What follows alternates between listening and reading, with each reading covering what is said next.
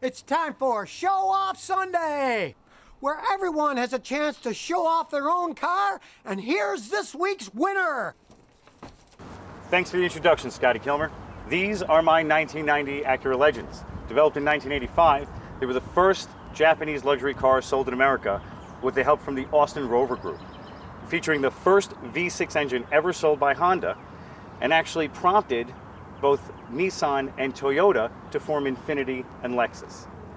So let's start at the doors. A silly feature, I really like it, is a little motorized arm that pulls the seatbelt back to allow people to get both in the front and back. When you open the door, it tucks the seatbelt back. When you close the door, it introduces you to the seatbelt again.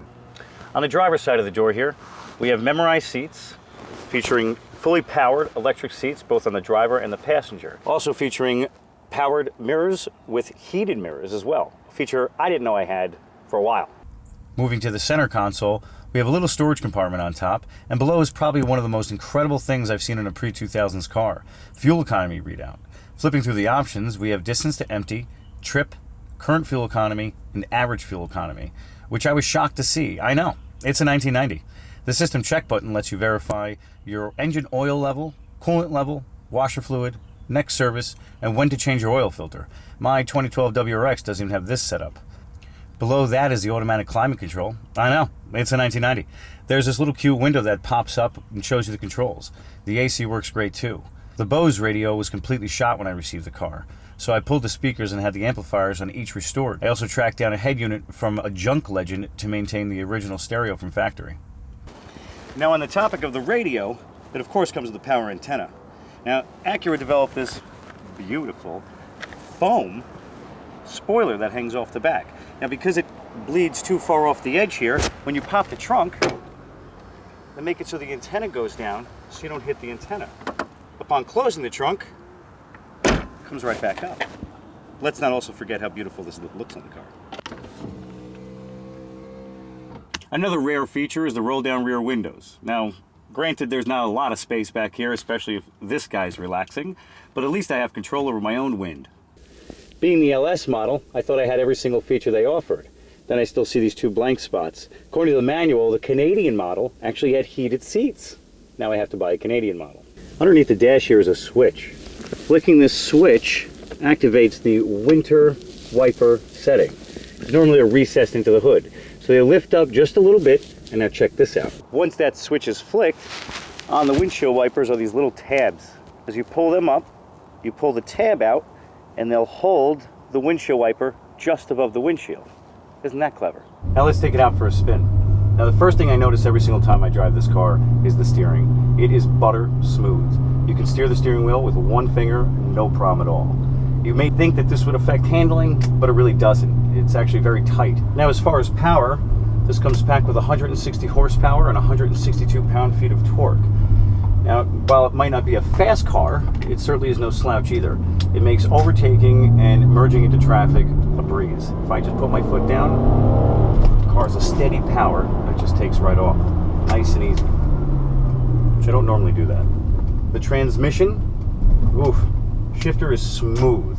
A real luxury feel to it. It actually makes my WRX feel like a stage 3 clutch. So I'm a really big fan of the exterior styling as well. Obviously, as you would guess, since I've owned two. This boxy, but it catches your eye. I'm astonished by the impeccable condition that this one is in, since the last two that I had rusted out so badly. I used to joke, and I would slap the corner panel, and as rust would rain down, I would yell out, "Weight reduction!" But a lot of people don't appreciate cars from the 90s, I noticed. One woman actually left a note on my car that said, "Donate me, put me out of my misery," which was a bit hurtful. I think the LS actually completes the look a little bit more with that rear spoiler, and the styling is actually very functional. It has a drag coefficient of 0.30, which is the same as a Koenigsegg CCX.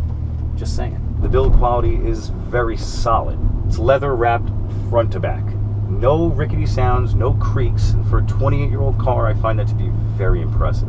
Right next to your hand, if you extend out your finger on your right-hand side here, I have my radio volume, I have my preset, and I have my tape direction, just in case you're still listening to tapes. This car actually came with a nice, fine set of tapes. My Frank Sinatra collection is nearly complete. The sunroof controls on the left-hand side, again, same thing. Extend your finger out, you can just open that sunroof right up. Now, on the steering wheel, there are 4 horn buttons, which I don't really see the need for that, but you can tell somebody to get out of your way no matter where your hand is. The one thing this car does not have, though, oddly enough, are cup holders. This car has everything else but cup holders. It does have an ashtray, so Acura assumes you're going to want to smoke, but you're not going to want to have a drink in this car. Lastly, out of the 3 Acura Legends I've owned so far, they've all had similar parts break down at similar times, with this one being the exception. From my red one 10 years ago to my 5-year ago purchase of the gold one to this gold one, it really does speak to the build quality and the consistency of what they were putting out at the time. Acura had a lot to prove when they brought this car to the States, and proved something they did, in my opinion. I do think it's a phenomenal car, and I hope you do too. Scotty, I think you'll agree with me. I'd like to thank Scotty Kilmer for featuring me on his channel. I'd like to thank Acura for making dependable cars. Hope you enjoyed the video. Have a great day. Well, that was this week's video, and remember, to have your car video highlighted here on my channel, check this out!